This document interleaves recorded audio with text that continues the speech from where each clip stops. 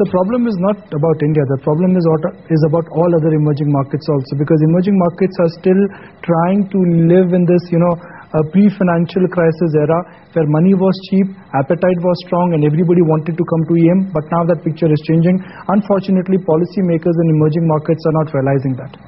Yeah, you're right. I think this is a situation we're seeing in many other emerging markets, and our LATAM economist is referring something similar for Brazil, where he calls it a growth mismatch, which is that they have had higher consumption and the production growth has been weak, and the government is running higher fiscal deficit. They are also seeing higher current account deficit. So we are seeing this problem of emerging markets where they've had that some kind of confidence pre-credit crisis that they can deliver high growth rate, and then they have attempted to deliver high growth rate with loose fiscal and monetary policy rather than trying to focus on the productive sources of growth. And I think that justification of doing fiscal and monetary policy driven growth rate for 1 or 2 years post credit crisis was valid, but doing it for 4 years has brought problems for many other emerging markets as well, apart from India. We see something similar in China, where China has actually been lifting investment to GDP to another high level post-credit crisis, and now we are facing problems of utilizing that capacity. And actually the right response for them was to actually take consumption to GDP higher. So they've also had this mismatch of growth. And so yeah, it's not India-specific challenge. This problem is kind of seen in a lot of other emerging markets. What is your assumption for commodity prices? Are you making a case that because of global risk-off trade, commodity prices could crack? Yes, it could crack, and I think we also have to see the impact of China's investment growth slowdown on commodity prices. So both these aspects could weigh on commodity prices. But I would be quite careful in thinking about that in context of India, in the sense that be careful what you wish for. If you have lower oil prices because of global financial market risk aversion and global demand going down, the attendant consequences on the risk capital inflow into India and the impact of that on our investment cycle will be overwhelmingly negative compared to the decline in oil prices. I think that's a point which a lot of people miss out when they think about benefits of lower oil prices. Yes, in absolute context of lower oil prices falling helps India. But why is it falling? If it's falling because of global demand and financial risk aversion, it means lower capital inflow. According to RBI's data, 25% of our commercial sector funding comes from foreign sources. Similarly, a lot of the capital market here has presence of foreigners, and if global markets are weak, our markets are also weak.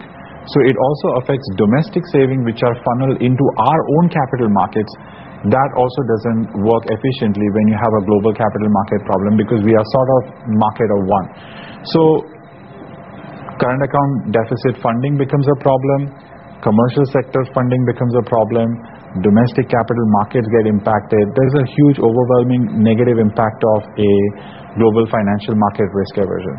So I wouldn't feel very comfortable in oil prices falling down if it is because of global demand. So what is the ideal band for Indian markets when it comes to crude? As I said, I think there is, it's got to be evaluated. In the ideal situation will be that there's a positive news flow on the oil supply side, and oil hits down to something like 80. And global capital inflows are fine. That would be the ideal outcome for India. Just too much to hope, isn't it? Which is too much to hope. So you're right. I mean, it's something which you shouldn't you shouldn't have the base case assumption of oil helping us. I think we have to work through this problem ourselves and not really wait for the global factors to help us. There is a thought in the market that if Reserve Bank of India cut rates, that will kickstart the investment cycle, but it's not that easy. Investment cycle is also a function of animal spirits. It's a function of policy, and it is also a function of entrepreneurial enterprise. Yeah, I would go one step back in the sense that first, when Reserve Bank cuts interest rates, will it actually help reduce lending rates? I'm not so sure, because I think that's the reason why we describe this environment as stagflationary environment.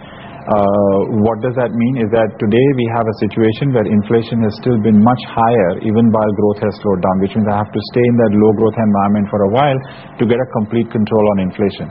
If inflation has not come under control, it will be very difficult to bring down cost of capital.